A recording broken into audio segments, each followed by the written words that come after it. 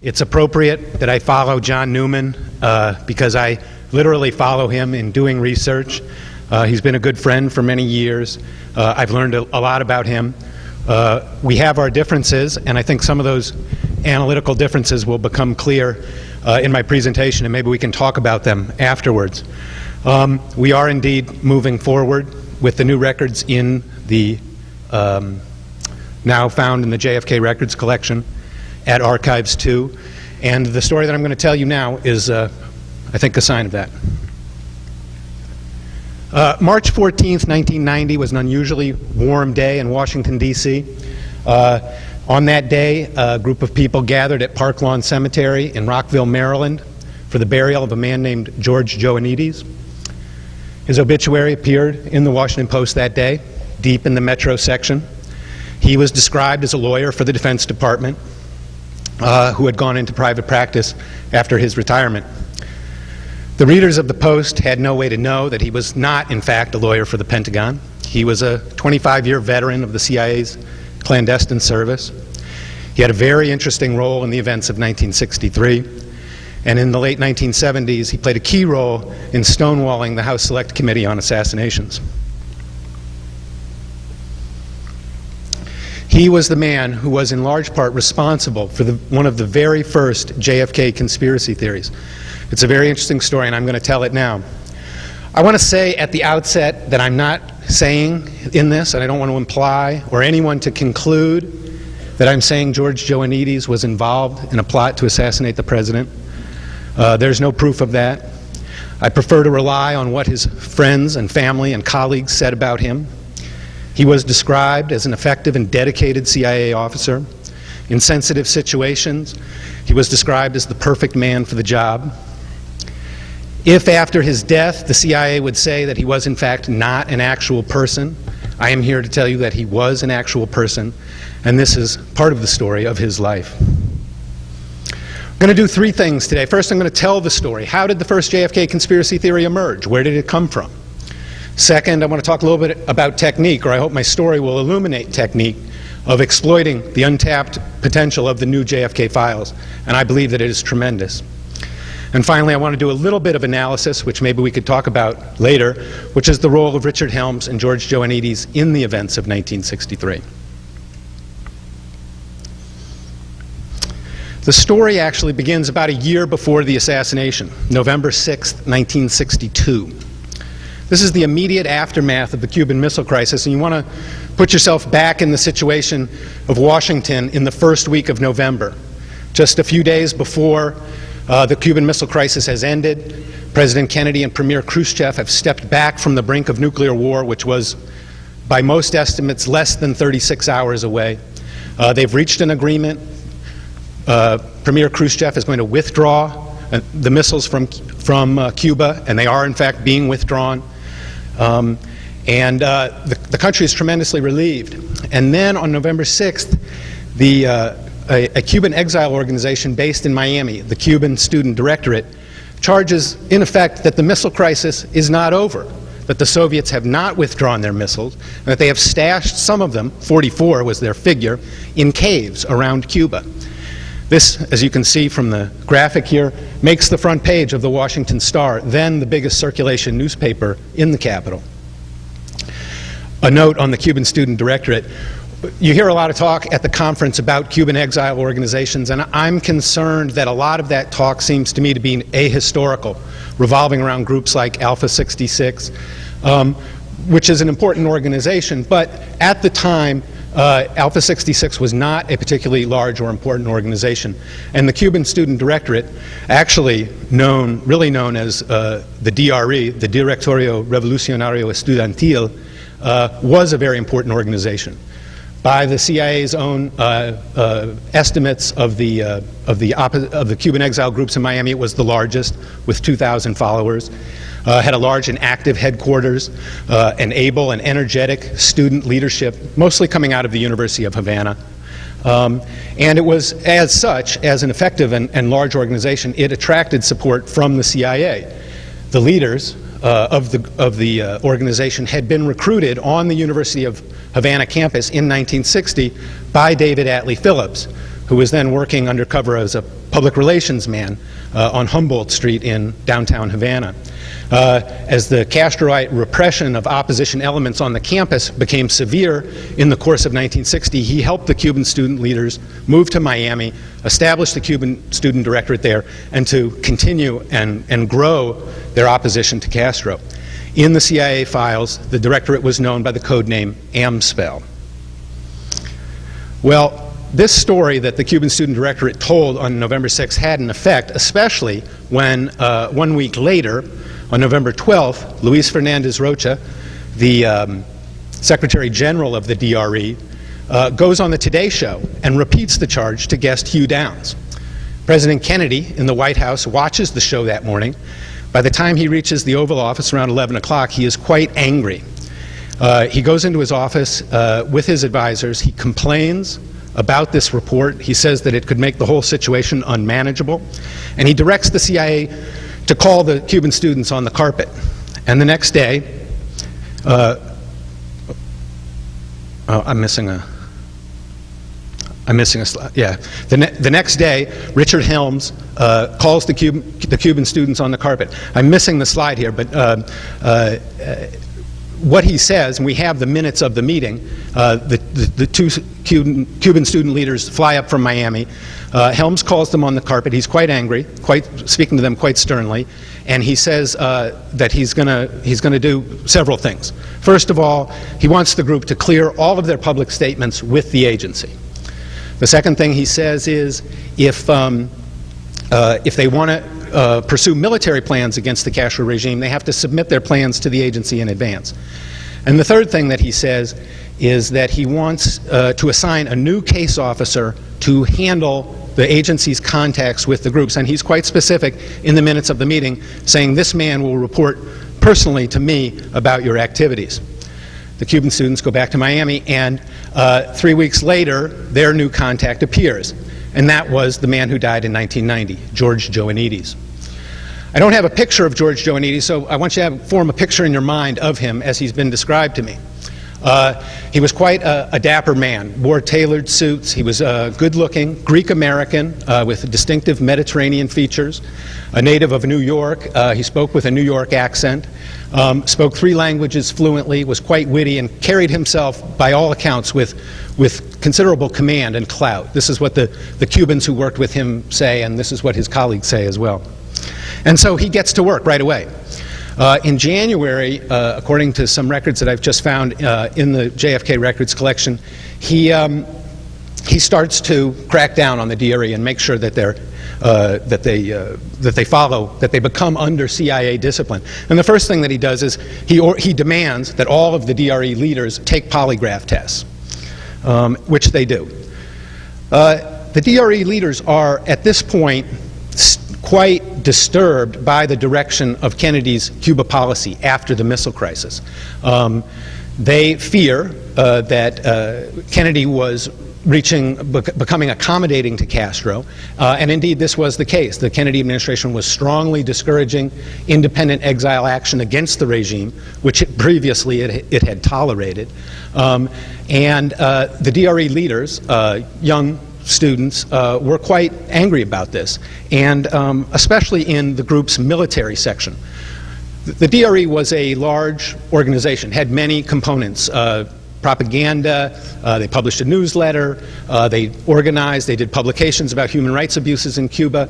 They also had a military section which had 2 boats and a large collection of weapons, heavy weaponry, and they had launched military raids against Cuba often. In August 1962, they had tried to assassinate Castro at a hotel in Havana, an incident which had made headlines around the world. So they were willing and able to take armed action against the Cuban regime, something that the Kennedy administration was strongly, strongly discouraging.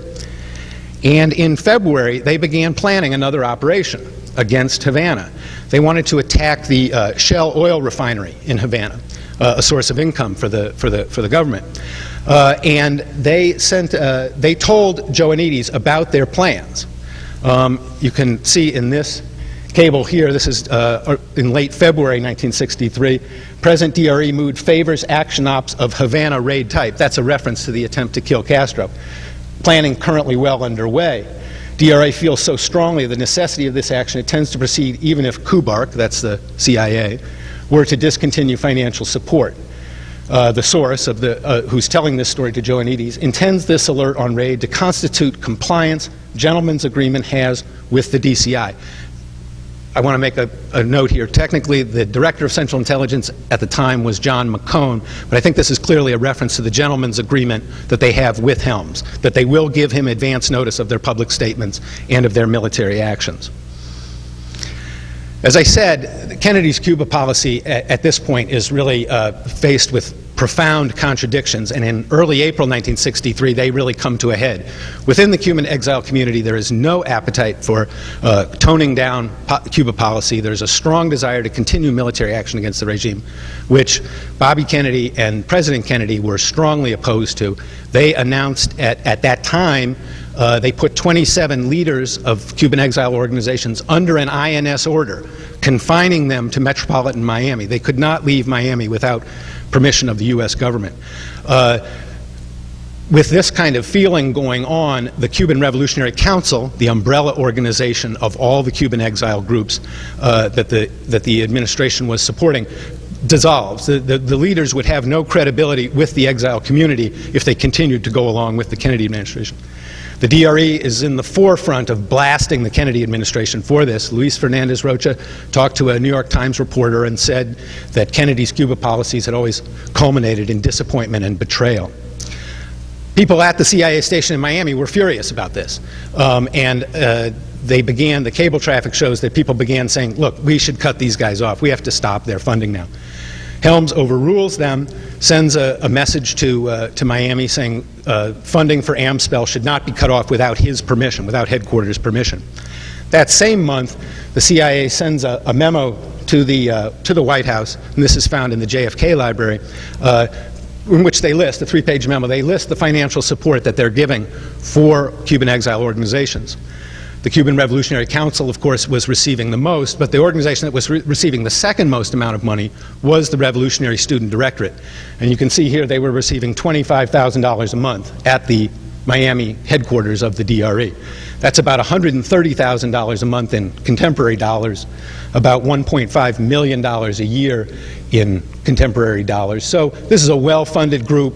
Dick Helms is fully and strongly supportive of their activities, even in the face of considerable criticism within the CIA. Now, this relationship between Joanides and the DRE continues throughout 1963 in the following months. And this memo that you see here is from a very valuable source, and I think something that we should be looking at as well in doing research about the subject. These are the records of the DRE, which the leaders of the DRE shared with me. They are now in the archives of the University of Miami Library, 27 boxes of material for an organization that existed from 1960 to 1966. And they show quite extensive relationship with Joanides. They did not know Joanides' real name at that point. He used the cover name Howard, and this is a propaganda memo addressed to Howard. And in the files of the DRE at the University of Miami, there are literally hundreds such documents showing a close collaborative relationship. They talked to Howard about just about everything. Somebody came from Cuba and needed, welfare. They asked him help. They had news that somebody was pro-Castro and pretending to be anti-Castro. They passed that along to Joanides. At one point, they say in the minutes of the organization that Joanides even bought them an air conditioner for their headquarters in Miami. So he's working closely with the organization. I've spoken with the leaders of the group. They're by and large businessmen and professionals in Miami. Luis Fernandez Rocha is a respected obstetrician. Manuel Salvat runs a publishing house. And they spoke to me, and their memories confirm this paper trail, that they had a close, collaborative relationship, combative, because there were real conflicts between the policy that Joanides was trying to impose on them and their own desires. Joanides emphasized two things, they say. One was that he strongly discouraged military action. This was consistent with U.S. policy. They did not want independent military action. And the second was, he said, don't do military action, do propaganda. And that was what the area that he was trying to steer them in. And Joanides was successful. And at the risk of being immodest, I think that this document that you're looking at and that is in my handout, I would say is probably the most important new JFK record that I have seen to emerge from the review board's work. It says a couple things. It's Joanides' fitness report for what he has been doing since he took over the DRE. It's dated July 31st, 1963, and it's quite clear on what he has done. It says the subject has done an excellent job in the handling of a significant student exile group which hitherto had successfully resisted any important degree of control. As of July 31st, 1963, George Joanides had established CIA discipline over the Amspell project, and he was praised for it. On that date, he was promoted to be the chief of the psychological warfare branch at the JM Wave station. Psychological warfare branch was a fairly large entity. It had a staff of 24. It had an annual budget of $2.4 million. Probably about $10 million in contemporary terms. So he's moving into a real position of authority. And we can say by extension that Dick Helms has established the control over the DRE that he intended. Joanides starts his new job on July 31st, 1963.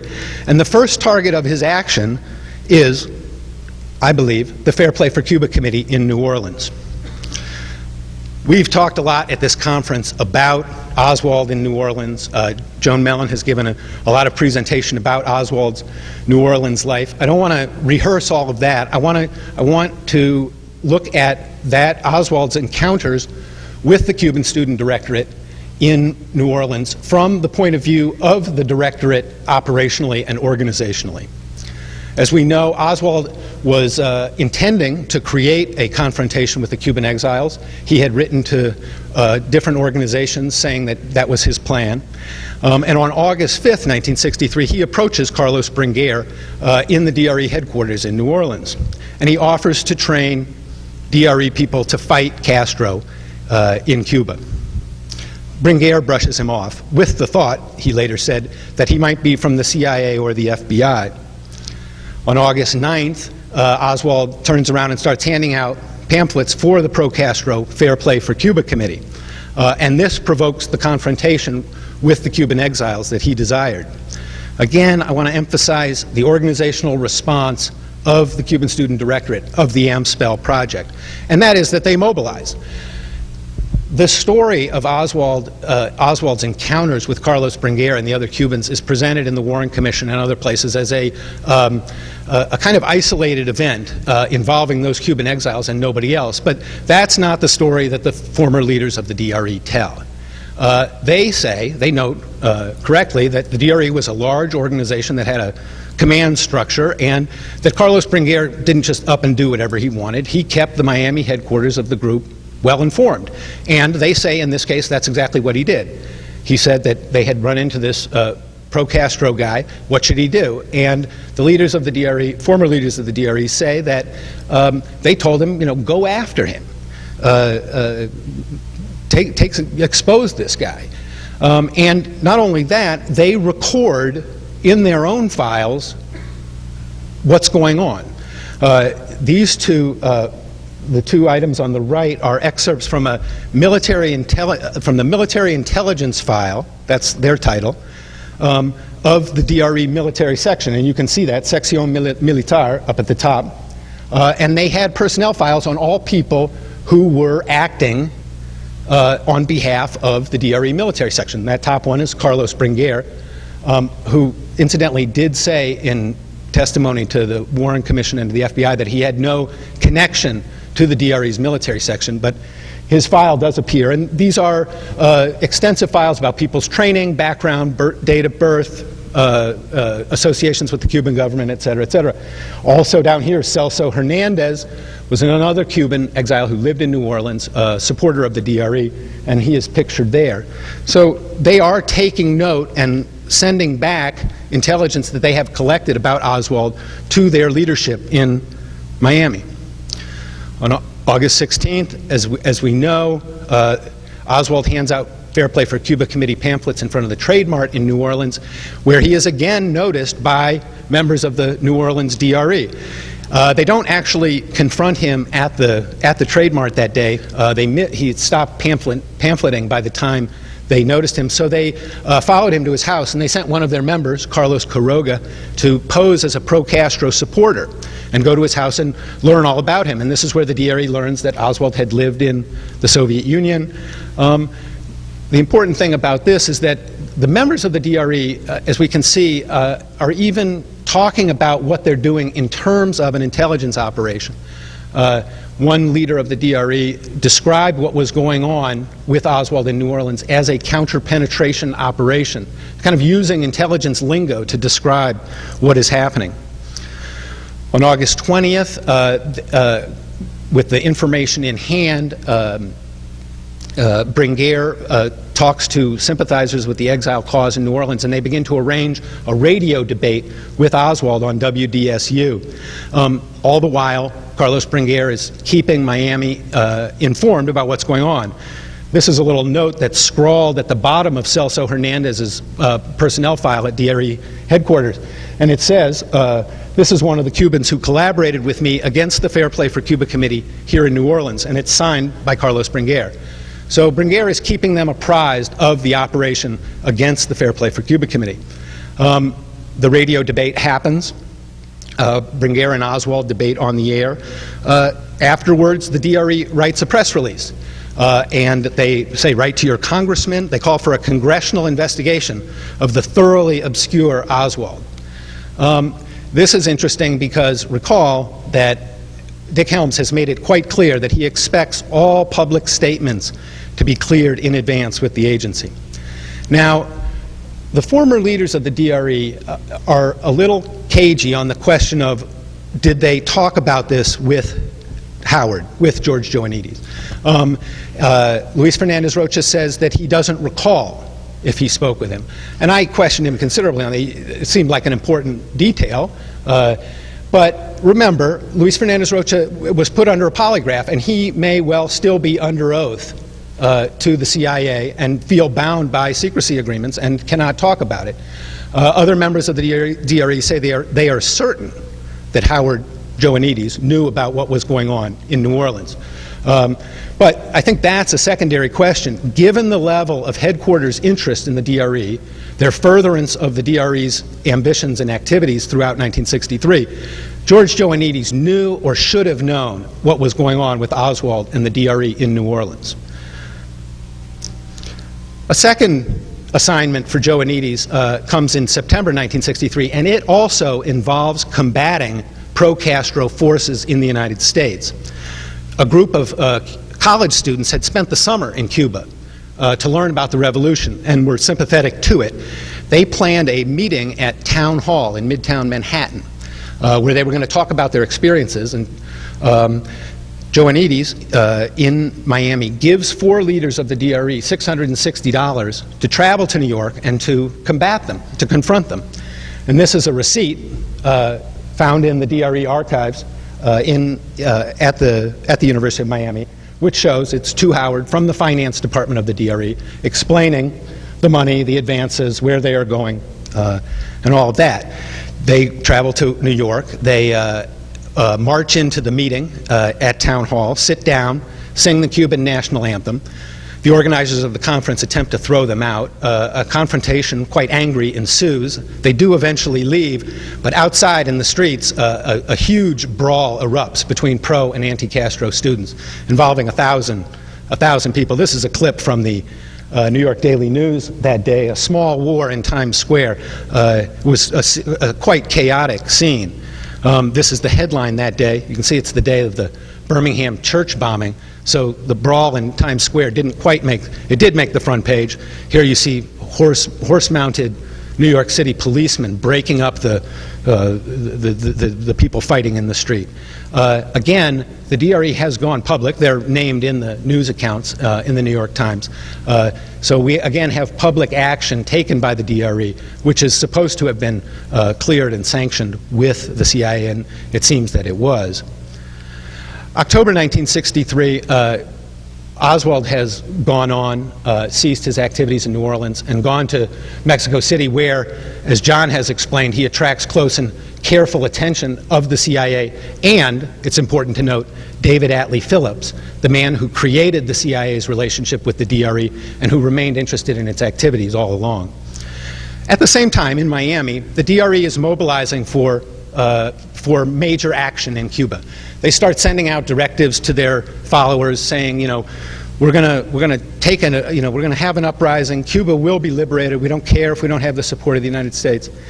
And to that end, Manuel Salvat, a pudgy, quite fearless Cuban exile, writes an extensive military plan about how the DRE hopes to accomplish this. And it's an ambitious plan. They want to put 400 men into Cuba with a permanent presence where they will fight their way to power. Joanides' relationship with the DRE's military section has continued throughout this time. This is another memo to him found in the DRE archives to Howard. It concerns something called Operation Macau III, which was a proposed attack on a Cuban sugar mill along the north coast of Cuba. The DRE had 2 boats and a large collection of high-powered weapons, and so they're keeping Joanides apprised of their activities. They also, at this same time, on October 22nd, 1963, submit this military plan to Joanides, who passes it along to CIA Station Chief Ted Shackley. Shackley is not a fan of the DRE, and on November 8th, he sends his recommendation to headquarters. He denounces the DRE. He says that they have a penchant for insecure behavior, they have overweening ambition, they imagine themselves to be the equals of generals and ambassadors, their only real source of support is the CIA's money, and he recommends that they be cut off. On November 15th, Helms writes back. He has clearly been paying attention to the DRE at this time, and he cuts off funding for, not for the entire group, but he's quite specific, for the military section. This is the group that is no longer going to enjoy CIA support. And on November 19th, Luis Fernandez Rocha, the head of the DRE, is informed of this in a meeting at the JM Wave station. We have that cable as well, describing that meeting. 3 days later, President Kennedy is killed. An hour after that, Lee Harvey Oswald is arrested. And when the DRE leaders hear that news, they converge on their headquarters, and the first thing they do, the very first thing they do, is they call George Joanides. Tony Lanusa is a Miami businessman. He was the head of the DRE's North American chapters at the time. He made the call. He described it in testimony to the HSCA in 1978, and he tells the exact same story today. They called Howard. They said they had a lot of information on Oswald. They had a tape of the radio debate with Carlos Bringuier. They had some of the FPCC pamphlets, and they wanted to go public, and they planned to go public right away. Joanides told them, I need to consult with Washington. Give me an hour. So he hung up and consulted with Washington. The DRE leaders immediately paid no attention to his request and immediately started calling reporters. Tony Lanusa called Peter Kiss, a reporter for the New York Times, Mary Louise Wilkinson, a reporter for the Miami News, Associated Press, United Press International. Carlos Bringuier also spoke to Peter Kiss. And in this way, the DRE, the AMSPEL project, profoundly affected news coverage of the assassination within hours. And we see that right away. Pro-Castro Fort Worth Marxists charged in Kennedy's assassination. The term Marxist had come from the DRE's radio debate. I mean, a lot of people did come forward and say, yes, we know the suspect had left-wing point of view, but the DRE had the most convincing evidence of it. They could point to the radio debate where he said, I am a Marxist. And this coverage is, the effect was felt in practically every newspaper in the country. A couple of examples here. Oswald tried to spy on anti-Castro exile group. Suspect on August 21st denied being a communist. That lower one is the Washington Post story from Saturday, November 23rd. Significantly, they also pursued this same campaign in private. And on the night of November 22nd, Claire Booth Luce, the woman pictured on the left, received a phone call. Claire Booth Luce was a prominent conservative spokeswoman at the time. She was a terrific writer. She'd served in Congress. She was quite conservative. She was also married to Henry Luce, the editor of Time Life magazine and probably the most powerful man in American journalism. She had been a supporter of the DRE. She had arranged favorable coverage for them in Life magazine. She had given them some small amounts of money, although her husband had later warned her away from the group, saying that she did not want to be associated with them. Claire Booth Luce told the story of the phone call that she received from the DRE that night in a long conversation with CIA Director William Colby. So we have a pretty good recollection of it. And Claire Booth Luce described the conversation quite accurately. She said she received a phone call from a man named Chilo. That's a distinctive name. Chilo Borja was a Cuban engineer who was the head of the DRE's military section. Chilo Borja, a businessman in Miami, is a little cagey on the question of whether he made that phone call or not. So I just want to note that, but we'll leave that there. The man named Chilo told Claire Booth Luce a very interesting story. He said that the DRE had proof that Oswald was part of a Castroite hit team operating out of Mexico City. It's a remarkable claim because at that point, the night of November 22nd, very, very few people knew that Lee Harvey Oswald had been in Mexico City. Somebody in the DRE apparently did. They also stayed in touch with Howard. They had a tape of the WDSU radio debate, and they sent him the tape. They dubbed in a little intro saying that the DRE has important news about the Kennedy assassination, and they sent the tape on to Howard. This is now found in the National Archives, both the tape and the box that it came in, and it's from the DRE. It's addressed to Howard, and Luis Fernandez Rocha tells me that that's his handwriting. He doesn't recall sending the tape, but he says that is his handwriting. Joanides is, according to the cable traffic, quite active with the DRE in the days after the assassination. One thing that they're trying to do is they're trying to extract the DRE's leading member of their underground network within Cuba they're trying to get him out of Cuba. It's called an exfiltration. And they're sending their boats over to Cuba, and they're running into high seas, and so they try a couple times, and there's a lot of cable traffic back and forth about that. Joanides was certainly informed about what was going on there. So on November 24th, they hand out what I believe is the first published conspiracy theory that I've ever seen, the first conspiratorial scenario of the assassination. It's dated November 23rd, so it was prepared the day after the assassination. And it's in the DRE's monthly publication, Trinchera. And you can see here's their scenario, the presumed assassins, Oswald and Castro. And there's a description of what had happened in New Orleans, and there's a message attached to it. And you can see it in a cable that they sent to President Johnson. May God enlighten the government of this country at such difficult moments. The DRE leaders are quite frank about what they were trying to achieve at this point. They wanted to provoke a U.S. invasion of Cuba. Manuel Salvat told me that directly, and the other leaders say it. They wanted to increase military pressure on Cuba. They wanted to turn public opinion against the Castro government. They continued their campaign to link Oswald and Castro. This is another memo from the DRE headquarters, November 27th. It's a message to all their chapters in Latin America. The DRE, like I said, a large organization. They had chapters in Puerto Rico, Caracas, Bogota, Santiago, Chile, San Jose, Costa Rica, Tegucigalpa, Honduras, all places where Cuban exiles had gone after Castro's rise to power. And the DRE leadership tells their local chapters, let's talk up this Oswald connection. And they helpfully attach a 7-page memo detailing the case that Oswald had links to Castro. Needless to say, this attracts interest in Washington. And in some documents that I just found at the House Un-American Activities Committee last month, the House Un-American Activities Committee schedules testimony from 3 DRE leaders on November 27th. They want to hear the story themselves. And in Washington, you have, as John has explained, a lot of fear of war. John and I differ in this respect.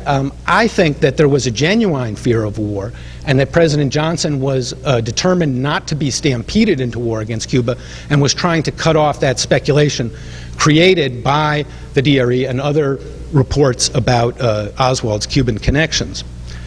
And so on November 29th, as John explained, Lyndon Johnson is on the phone all day. Johnson senses conspiracy. He always thought that. He has no interest in going to war with Cuba. He had no idea about Cuba and was asking people what he should do about Cuba, but he certainly didn't want to go to war. And he wants to head off congressional hearings into Oswald's past. In the immediate aftermath of the assassination, people were talking about, let's have a congressional investigation. That was the last thing Johnson wanted. Johnson also was resisting the proposal first advanced by the Washington Post and Nicholas Katzenbach for a presidential commission. Johnson wanted an investigation in Texas.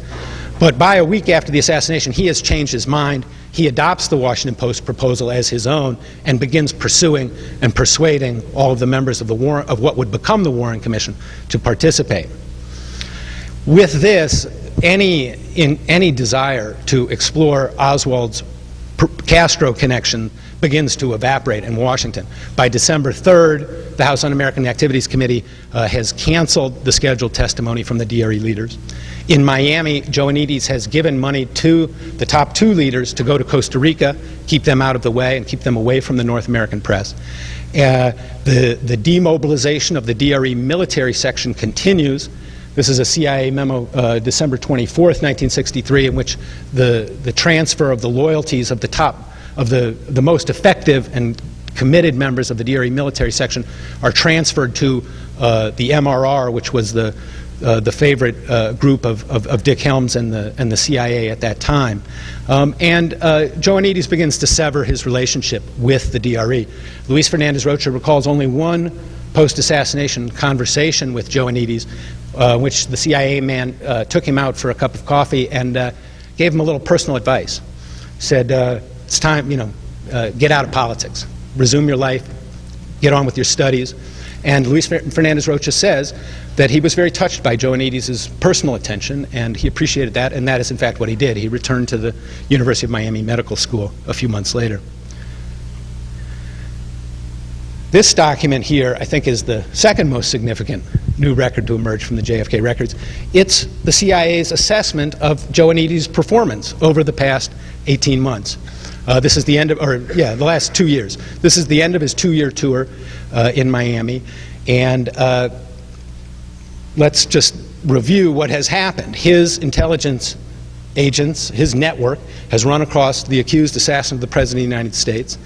They've collected intelligence on him. They've issued propaganda on him. None of this, incidentally, has gone into the normal CIA reporting system. For a group like the DRE, this is just a little footnote here, for a group like the DRE, there were monthly reports prepared for headquarters. What are they doing with our money? Propaganda, military, in detail. And these reports were filed on the DRE, certainly from its inception in September 1960, every month, and they're available in the National Archives. Those reports go from September 1960 up to December 1962, when Joanides takes over the group.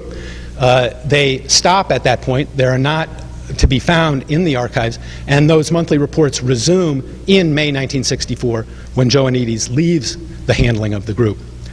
I want to just call attention to this, a couple of lines in here. This is also in the handout, if you want to look at it. Joanides is highly praised for what he was doing. He received, in every job category, he received the highest possible evaluation for his work, a 99. You can see the certification and comments, evaluation of 99. So he receives the highest possible grades for what he has done. Subject is a hard-working, dedicated, and effective officer, is proven by performance that he can accomplish assigned operational tasks in allowable time limits. Talks about his responsibilities. His funds were spent judiciously on printed propaganda, white and black radio programs via labor, student, and professional groups. This is important because that reference to student groups can only be a reference to the DRE. There were no other student groups among the anti-Castro exiles. The Cuban Student Directorate was so large that it collected all of the anti-Castro students who were in Miami. The black radio programs, I think, is an especially pregnant line that needs to be followed up. A black radio program in agency lingo is, of course, one that is in which the United States government has plausible deniability. So one question is, was the WDSU radio debate that the DRE taped, in fact, the product of a black radio program run by George Joanides? We don't have a definitive answer to that, but these documents certainly open up that possibility. But I want to call attention to an even more important line that I think points to that possibility, which is in which he is described, Joanides, has a distinct flair for political action operations and can translate policy directives into meaningful action programs by all of his assets. So Joanides is being praised for carrying out headquarters directions. This is not qualified anywhere in the evaluation. This is what he has done the entire time that he's been handling the DRE. He has been translating policy directives into meaningful action programs. That story is interesting. The second act of the story is in some ways even more interesting, and it concerns George Joanides' reappearance in the JFK story 15 years later. Let's fast forward to January 1978. The Castro assassination plots have been revealed. Dick Helms's hand in them has been exposed. His reputation and the agency's reputation has suffered massively. Congress is cutting the agency's budget. Helms himself is under indictment for misleading Congress in testimony about assassination plots in Chile. And the CIA campaign against JFK conspiracy theorists in 1967 is exposed for the first time in a front-page Washington Post story. And the House Select Committee on Assassinations has come into existence, and their investigation begins under the direction of Bob Blakey. Soon, the young investigators from the staff begin to besiege the CIA with requests for information, especially about Cuba. And in May 1978, the CIA is feeling overwhelmed by these requests, feeling very defensive. They don't know how to handle them. George Joanides has retired. He's living in Potomac, Maryland. He's a grandfather. He remains a CIA insider. Joanides' best friend and brother-in-law was George Caleres, who John has spoken of before. George Caleres was a highly regarded CIA officer who succeeded James Angleton as the chief of the counterintelligence staff, and who, as chief of the counterintelligence staff, had all sorts of responsibilities for accounting for the agency's interest in Oswald. George Joanides, in May 1978, is called out of retirement and named as the agency's liaison to the House Select Committee. Needless to say, he mentions nothing about his activities in 1963. The DRE was a natural subject of interest. Bob Blakey says that they were a target of the committee's investigation, they wanted to know. They'd had pre-assassination contact with Oswald. They wanted to know about it, and Joanides said nothing. And we know quite exactly the extent of Joanides' cover-up. We have the cover-up in his own hand. He was a methodical, efficient man, and the first thing he did in taking over the job was he created a log of the HSCA requests, and here's a sample of it. This is now found in the National Archives as well, in which he notes the nature of the request and his response. You can see over there on the top item on the left, the DRE is one of the things that they were asking about. And this was not only the only subject that he knew about that he was being asked about. He was asked, for example, for pictures of Manuel Salvat and Tony Lanusa, Cubans who he knew by sight in 1963. He was asked if the agency had photos. He responded, perhaps truthfully, that the agency did not have any photos. But he was being asked questions repeatedly about items that he knew, and he said nothing. Probably the most important one was the question of, did Castro have a hand in the assassination?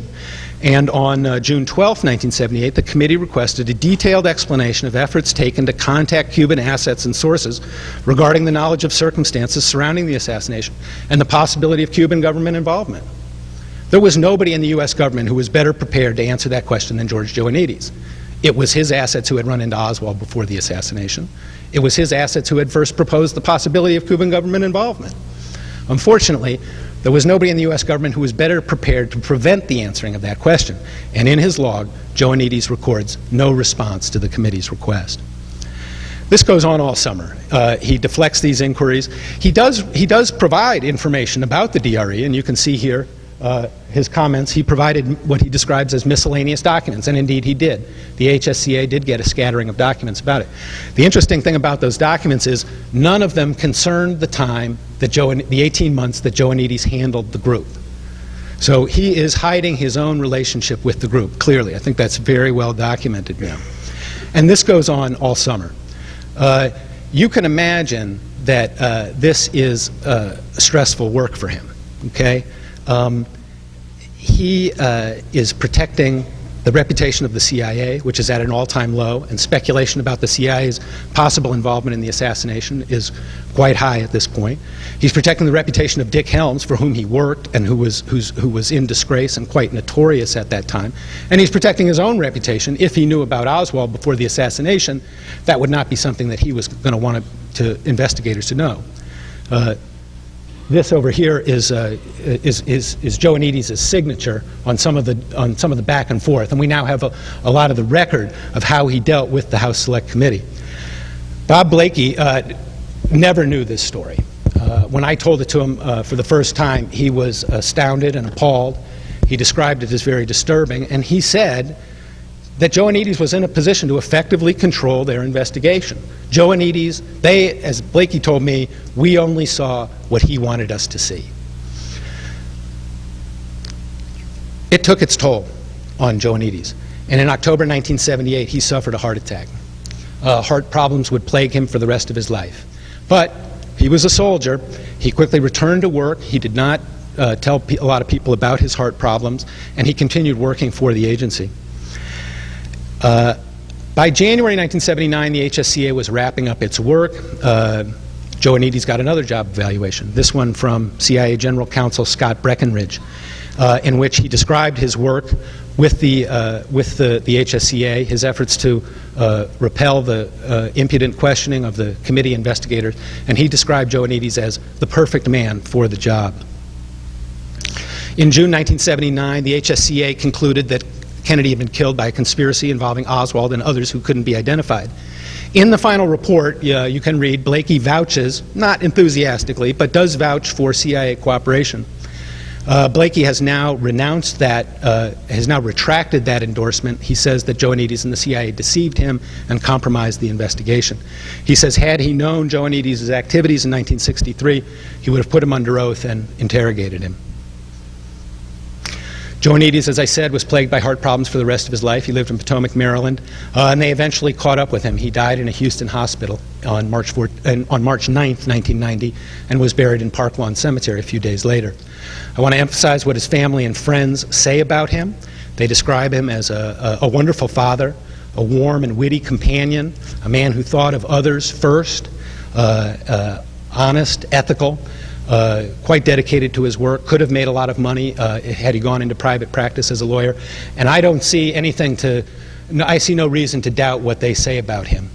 On the other hand, I think that my own belief is that he was a participant in a covert operation involving Lee Harvey Oswald before the assassination. I qualify that only slightly in that it would be nice to understand the CIA's perspective on these events, but the CIA has refused to answer any questions about him, including the spelling of his name. The story has an interesting epilogue as well. 8 years after Joanides' death, the JFK Review Board was in existence, and I had taken an interest, sitting in John Newman's basement, in the CIA files on the DRE that concerned a person named Howard. I went to Miami and started interviewing, found the former leaders of the DRE, showed them the records, talked about him, and they described him, as I've said, in considerable detail. But they said they didn't know his real name. Luis Fernandez Rocha told me that he did know his first name was George. And I searched high and low for CIA officers named George and never ran across the name of Joanides. So I went to Jeremy Gunn, Director of Research for the JFK Review Board and asked him to ask the CIA, who was Howard? And are there any records from the DRE in 1963? So Jeremy sent a memo over to the CIA, and in January 20th, 1998, the CIA responded. And they spoke to the question of the identity of Howard. With reference to your request for information on Howard, we, like you, have no clear understanding about the use of this particular name. They're claiming complete ignorance. They say that they can't confirm whether Howard is an actual person. That was one of the phrases that they used. They said that they investigated the matter quite closely. They said that they spoke with knowledgeable case officers. Now, since the CIA won't answer questions, I don't know who the knowledgeable case officers were, but there could only have been two, I believe. They had to have consulted with Dick Helms or Ted Shackley. And they suggested that the use of "to Howard" might have been nothing more than a routing indicator to ensure that the document got to the correct CIA officer, or that the sender was someone known to the recipient. Well, this little bit of doublespeak didn't pass muster at the JFK Review Board, and so they set out to check the story themselves. And this is the beauty of the JFK Review Board and why we need an entity like that, because they can check cover stories. And one of the Review Board's senior archivists, a woman named Michelle Combs, who had worked at the CIA herself and was quite familiar with the record-keeping systems and the agency's operations, she went in and did her own check.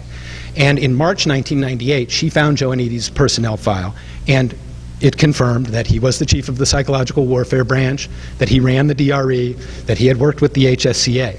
Howard was George Joannidis. What are we to make of this story? Well, I've talked to people who knew Joannidis. Louis Stokes, the chairman of the House Select Committee, told John Newman the other day that Joannidis' actions were despicable. He told me that Joannidis should have disclosed his activities or recused them. Blakey says that Joannidis deceived them and compromised their investigation. Dan Hardway, the HSCA investigator who worked most closely with Joannidis, personally at CIA headquarters, says he is quite certain that Joannidis was concealing evidence of a JFK conspiracy theory. Judge Thunheim, who I've also told the story to me, described it as rather astounding, and I think that that's my conclusion too. It is a rather astounding story. We can ascertain certain facts.